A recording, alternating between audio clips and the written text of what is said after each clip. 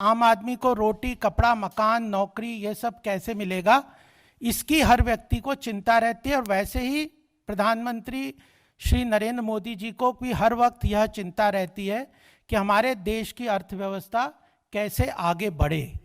तो यह महत्वपूर्ण कुछ इंडिकेटर्स हैं जो हमें देखने चाहिए। सबसे बड़ा महत्वपूर्ण, सबसे प्रमुख रूप से अगर हम कल एक डेटा रिलीज हुआ है वह है जीएसटी का डेटा। जीएसटी का इतना व्यापक डेटा आता है, tax collection, indirect tax collection से सारी इकोनॉमिक एक्टिविटी का अल्टीमेटली एक्यूमुलेशन अगर होता है तो जीएसटी के कलेक्शन फिगर्स में होता है। केंद्र सरकार के रिसोर्सेज का बहुत बड़ा हिस्सा जीएसटी के द्वारा आता है। ऐसा ही प्रदेश सरकारों को जो बहुत बड़ा रिसोर्स एलोकेशन सेंटर से होता है, उनकी अर्थव्यवस्था चलाने के लिए एक महत्वपूर्ण मजबूती अगर कोई फिगर प्रोवाइड कर सकती है तो वह जीएसटी की फिगर प्रोवाइड कर सकती है। और इस बार का जो कलेक्शन है अक्टूबर का, वह 1 लाख से भी ऊपर 1,05,000 करोड़ का जीएसटी कलेक्शन हुआ है। और यह अपने आप में बहुत महत्वपूर्ण फिगर है जो बताती है कि हमारी अर्थव्यवस्था वापस पटरी पर तेजी से आ रही है, चल रही है। और यह ईयर ऑन ईयर कंपैरिजन अगर हम देखें, पिछले साल अक्टूबर के माह से यह 10% ज़्यादा है। 95,000 करोड़ का पिछले साल 2019 में, जबकि कोविड की इतनी कोई त्रासदी नहीं थी देश में, तब से बढ़ के 10% आगे बढ़ के आज जीएसटी का ये कलेक्शन अच्छा 1 लाख से ऊपर हुआ है, जिससे केंद्र सरकार ने प्रदेश सरकारों के लिए भी एलोकेट कर दिया सीजीएसटी, आईजीएसटी के तहत। तो यह एक बहुत महत्वपूर्ण फिगर हम सबको अपनी अर्थव्यवस्था को आगे बढ़ाने के लिए एक मापदंड के रूप में सामने खड़ी है। दूसरी, केवल यही नहीं है, अर्थव्यवस्था के अंतर्गत बहुत सारी डेटा होते हैं, बहुत सारे फिगर्स होते हैं, बहुत सारे इंडिकेटर्स होते हैं। दूसरा महत्वपूर्ण इंडिकेटर अगर हमारी अर्थव्यवस्था को देखने के लिए अगर हम देखें तो परचेजिंग मैनेजर्स इंडेक्स, पीएमआई, बहुत महत्वपूर्ण इंडेक्स है, इंडिकेटर है, जिसके बारे में कई बार चर्चा होती है और हर बार इसको इंगित किया जाता है। तो पीएमआई का इंडेक्स भी कल रिलीज हुआ है, परचेजिंग मैनेजर्स इंडेक्स। वह 58.9% का पीएमआई इंडेक्स अक्टूबर के माह में देश में रजिस्टर हुआ है। और यह पिछले 13 साल के बाद इतनी बड़ी बढ़त ईयर ऑन मंथ बेसिस पे यह हुआ है।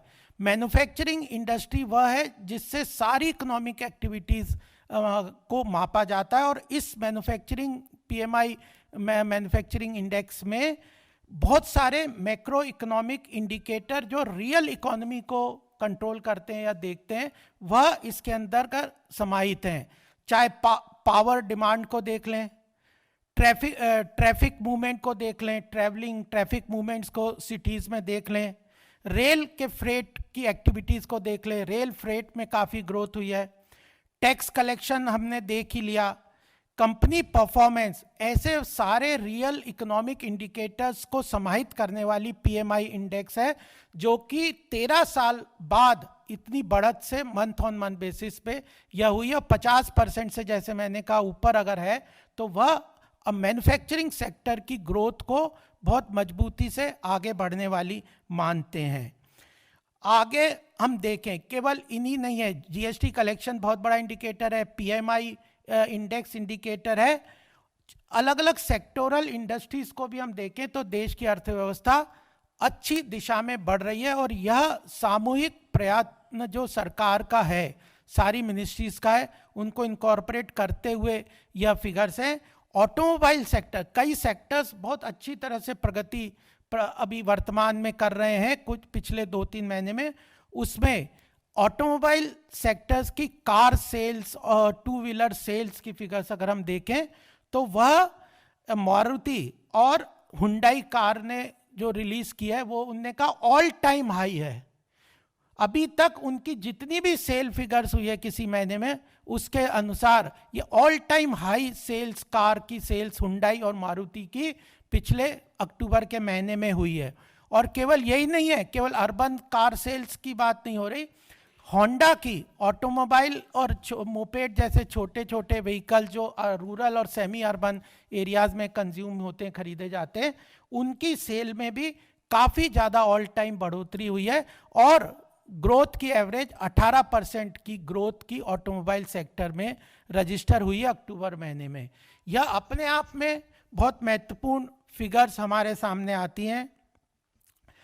आगे अगर हम देखें तो सबसे महत्वपूर्ण अगर इंडस्ट्रियल प्राइवेट सेक्टर इकोनॉमी में अगर हम देखें तो कॉरपोरेट सेक्टर के रिजल्ट्स, क्योंकि वो इक्विटी मार्केट, कैपिटल मार्केट और पूरी इकोनॉमी को ड्राइव करता है, प्राइवेट कैपिटल फॉर्मेशन को बताता है, टोटल प्रॉफिटेबिलिटी कंपनीज की कितनी हुई है, वह क्वार्टरली रिजल्ट्स को हम देख लें तो अक्रॉस ऑल सेगमेंट्स एक फिगर है सेकेंड क्वार्टर की, यानी अप्रैल टू जून क्वार्टर, ये जो सेकेंड क्वार्टर की जो है सितंबर क्वार्टर की जो रिजल्ट्स हैं उसमें 470 सितंबर एंडिंग क्वार्टर के रिजल्ट 470 कंपनी ने पॉजिटिव रेवेन्यू ग्रोथ रजिस्टर किया, remarkable positive post tax profit register किया 470 कंपनियों ने। और वह चाहे बैंकिंग सेक्टर को ले लो, चाहे ऑटोमोबाइल को ले लो, चाहे ऑयल कंपनीज को ले लो,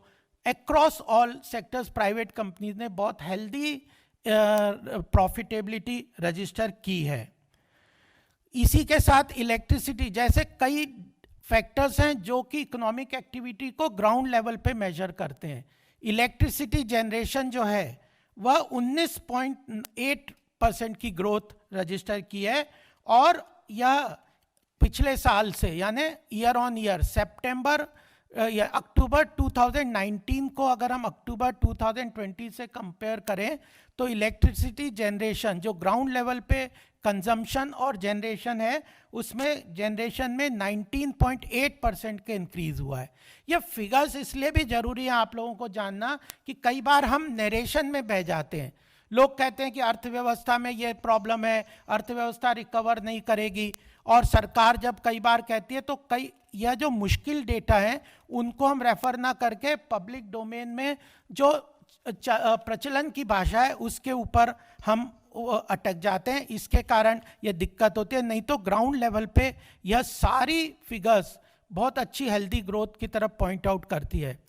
हमारे देश की 60% से ऊपर जनसंख्या जो है कृषि पे आधारित है।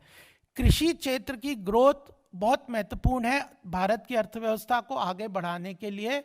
अभी पीछे जबकि ओवरऑल जीडीपी फिगर्स जो सरकार ने रिलीज की थी, ओवरऑल जीडीपी फिगर्स में काफ़ी फॉल हुआ था, लेकिन फिर भी उस समय भी एग्रीकल्चर और रूरल इकोनॉमी की ग्रोथ 3.5% के करीब, एग्रीकल्चर सेक्टर रूरल इकोनॉमी की 3.4% की ग्रोथ रजिस्टर हुई थी। तो कृषि क्षेत्र यानी एग्रीकल्चर सेक्टर और रूरल इकोनॉमी अगर बढ़ेगी तो पूरे देश में लगभग 60% से ऊपर जनसंख्या को सीधा फायदा होता है। उसकी परचेसिंग पावर बढ़ती है, उसकी इकोनॉमिक स्ट्रेंथ बढ़ती है, उसके अंदर रोजगार और उसके अवसर सामने आते हैं। आगे हम देखें इवन बैंकिंग सेक्टर में यूपीआई जैसे ट्रांजैक्शंस माइक्रो इंडिकेटर्स हैं जो लोग अर्थव्यवस्था को अच्छी तरह समझते हैं, उन लोगों के लिए यह महत्वपूर्ण चीज़ है इन चीज़ों को समझना और जनता तक पहुंचाना।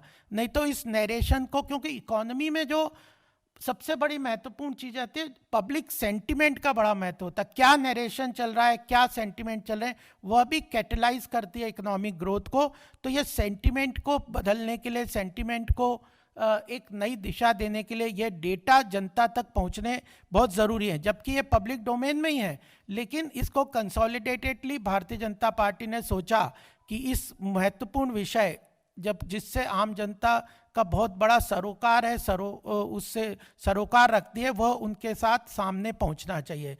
तो रूरल इकोनॉमी में भी ग्रोथ इंडिकेटर्स बहुत अच्छे हैं। और इंडस्ट्रियल एक्टिविटी में सबसे महत्वपूर्ण पीएमआई के बाद आता है कोर इंडस्ट्रीज इंडेक्स, जो 6-7 कोर इंडस्ट्रीज हैं देश की, चाहे वो कोल सेक्टर हो, क्रूड ऑयल हो, नेचुरल गैस है, रिफाइनरी के प्रोडक्ट्स हैं, फर्टिलाइजर्स हैं, स्टील है, सीमेंट है, इलेक्ट्रिसिटी है। या जो कोर इंडस्ट्रीज मानते हैं, ये 7-8 कोर इंडस्ट्रीज मानते हैं देश की, इन कोर इंडस्ट्रीज का जो कंट्रीब्यूशन है IIP फिगर्स में, जो इंडेक्स ऑफ इंडस्ट्रियल प्रोडक्शन जो इकोनॉमी को बहुत अच्छी तरह से दर्शाता है, उसमें 40% कम जो कंट्रीब्यूशन है इन 8-10 कोर इंडस्ट्रीज हैं, उनके अंदर भी बहुत अच्छा रिकवरी हुई है। मार्च में यह इंडेक्स जो था 134 का था, वह अप्रैल में घट के, क्योंकि कोविड की एकदम त्रासदी शुरू हुई, पूरा विश्व उसके लिए तैयार नहीं था, भारत में भी अचानक ये त्रासदी हुई और लॉकडाउन की घोषणा करनी पड़ी, तो वह अप्रैल में घट के 81% हो गया था। सितंबर में वो जो है, अभी वापस सितंबर की फिगर हमारे पास है, वह 119.7 का इंडेक्स हो गया, जो कि ऑलमोस्ट 2019 के बराबर है। यानी जो 2019 सितंबर 2019 में जो कोर इंडस्ट्रीज इंडेक्स था, उसके बराबर वापस हम सितंबर 2020 में पहुंच गए। तो यह भी एक तरीके से दर्शाता है कि हमारी अर्थव्यवस्था सही दिशा में चल रही है। बैलेंस ऑफ ट्रेड भी पॉजिटिव स्थान पे पहुंच गया है। भारत का बैलेंस ऑफ ट्रेड जो है इंटरनेशनल इंपोर्ट एक्सपोर्ट में, जो कि कई वर्षों से नेगेटिव था, उसके लिए टेम्पररी पॉजिटिव डोमेन में आ गया है, क्योंकि सरकार ने फोकस तरीके से डोमेस्टिक इंडस्ट्रीज को बढ़ावा देने की बहुत सारी स्कीम्स की, चाहे इंपोर्ट ड्यूटी को बढ़ाने की बात हो, चाहे FTA को रीवर्किंग की बात हो, RCEP से भारत ने साइन RCEP को नहीं किया, और हमारी डोमेस्टिक इंडस्ट्रीज को बढ़ावा देने के लिए बहुत सारे प्रावधान सरकार ने घोषणा किए, जिसके कारण बैलेंस ऑफ ट्रेड, जो कि कोविड में एक महत्वपूर्ण हमारे लिए बहुत ज़रूरी है, वह भी एक पॉजिटिव डोमेन में आ गया। और FDI सबसे महत्वपूर्ण ग्लोबल इकोनॉमी के इंडिकेटर में, अगर ग्लोबल इन्वेस्टर्स का जहां कॉन्फिडेंस है वहां पे कोई भी पैसा लगाता है, ग्लोबली जो FDI है वो 45% की फॉल हुई है। ग्लोबल FDI फ्लो में फॉल हुआ है 45% का, लेकिन भारत में FDI इस कोविड के बाद भी बढ़ा है। ये अपने आप में बताता है कि विश्व स्तर पे भारत की इकोनॉमी में ग्लोबल इन्वेस्टर्स का कॉन्फिडेंस बढ़ा है। और आज अभी तक का जो फॉरेन एक्सचेंज रिजर्व्स 3-4 दिन पहले का जो फिगर है, $560 बिलियन का जो फॉरेन एक्सचेंज रिजर्व भारत का हो गया है, यह अभी तक का लार्जेस्ट रिजर्व्स है। इतनी बड़ी त्रासदी में, जबकि हमारा सारी तरह से इकोनॉमी में कई तरह की प्रॉब्लम्स आई, उसके बाद भी हमारा FDI भी पॉजिटिव रहा और फॉरेन एक्सचेंज रिजर्व्स हमारी बढ़ी है। यह सारा क्यों हो रहा है, यह समझना चाहिए कि सरकार मोदी जी के नेतृत्व में हमारी बहुत सिस्टमैटिकली, जब जिस क्षेत्र को सपोर्ट की, सहायता की ज़रूरत है, उस क्षेत्र के लिए फिस्कल स्टिमुलस पैकेजेस को अनाउंस कर रही है। हमारा 21 लाख करोड़ का आत्मनिर्भर भारत के समय जो कोविड को कंट्रोल करने का, कोविड के त्रासदी से लड़ने का जो फिस्कल स्टिमुलस पैकेज था, उसी में वन टाइम फिगर हम अनाउंस करके, फिगर्स दे के अनाउंस करके, अपने सारे रिसोर्सेज अगर नहीं इस्तेमाल करके, सरकार ने जुडिशियस रिसोर्सेज का एलोकेशन का एक रास्ता अपनाया, जिसमें सीरीज ऑफ फिस्कल स्टिमुलस की बात करते हैं। कल वित्त मंत्री जी ने भी अपने इंटरव्यू में कहा, और फाइनेंस सेक्रेटरी ने भी अपने कहा कि जो फिस्कल स्टिमुलस है, बहुत सारी इंडस्ट्रीज, अभी भी कुछ इंडस्ट्रीज तो अच्छा परफॉर्म कर रही है, लेकिन कुछ इंडस्ट्रीज को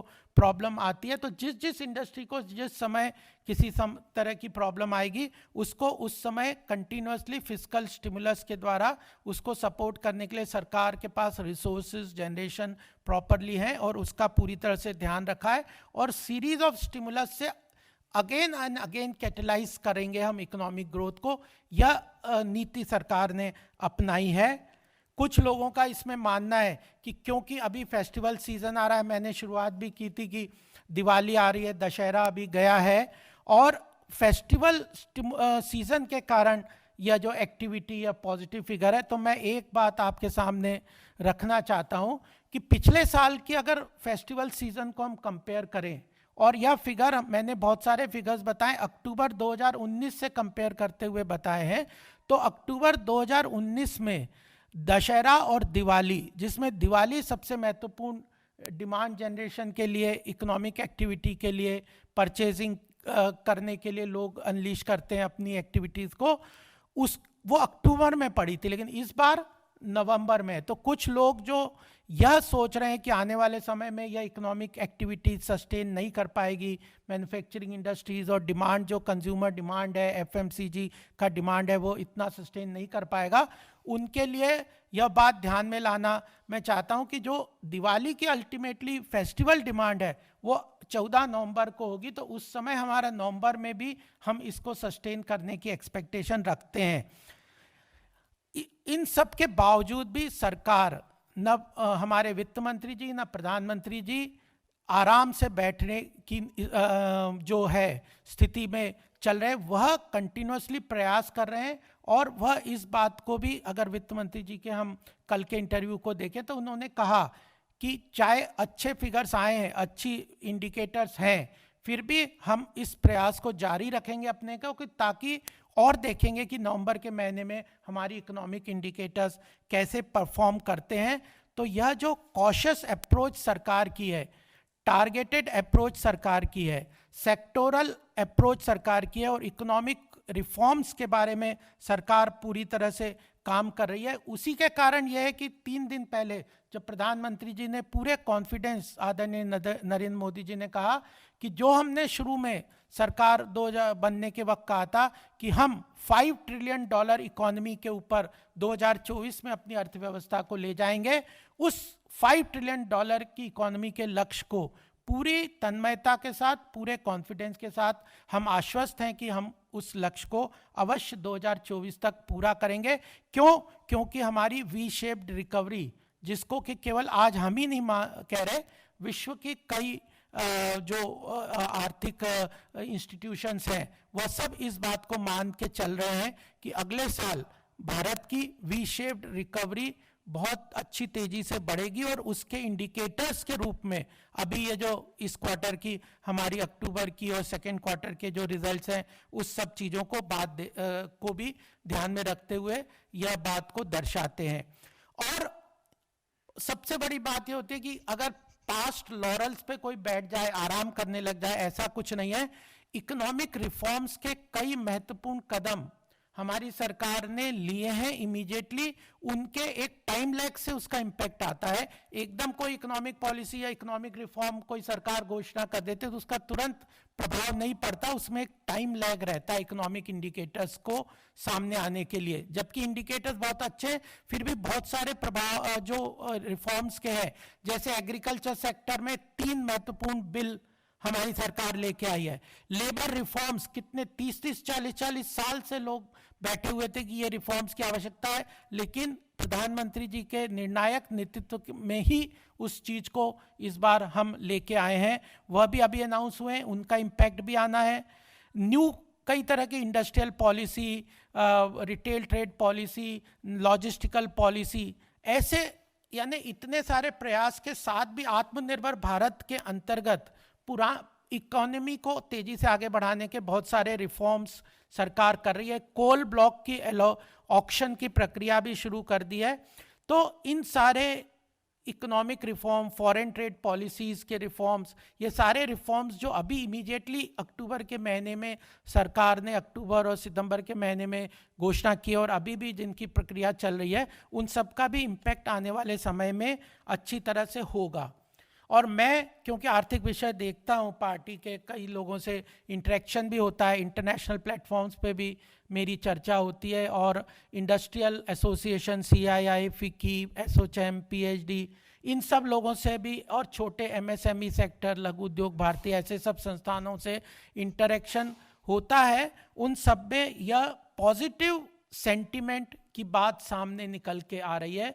उन लोगों को इस बात से आश्वस्त हैं कि सरकार अच्छी मेहनत से अर्थव्यवस्था को पुनः पटरी पे तेजी से लाने के लिए प्रयासरत है। मोदी जी के अंदर विजन है, डायरेक्शन है, विल पावर है और निर्णायक नेतृत्व है, जो कि अर्थव्यवस्था को सही दिशा में ले जाएगा। तो यह सारी चीज़ें पॉजिटिव बिजनेस सेंटिमेंट को कंट्रीब्यूट करके आगे बढ़ेगी। तो मुझे ये लगता था कि यह सारी बातें वैसे आप लोग पढ़ते हैं, देखते हैं, समझते हैं, अर्थव्यवस्था के बारे में कई जानकारी भी रखते होंगे, तो उस सब में आपके सामने ये फिगर्स आई होगी। लेकिन भारतीय जनता पार्टी के इस महत्वपूर्ण प्लेटफॉर्म पे, जो कि डिफ़िकल्ट भी कई बार होता है, फिर भी आप लोगों तक रखने का पार्टी के नेतृत्व ने आज निर्णय लिया, और मैं आपके सामने इस विषय को रखने के लिए आप अपनी संक्षिप्त रूप में आपके सामने मैंने अपनी बात की थी। अभी बिहार में भी परसों हमने प्रेस कॉन्फ्रेंस मैंने की थी। तो प्रदेशों के इलेक्शंस को भी देखें और केंद्र के भी देखें, तो अर्थव्यवस्था में विकास के मॉडल को हम लोग पूरी तरह से प्रदेश में और केंद्र में लागू करने के लिए प्रतिबद्ध हैं।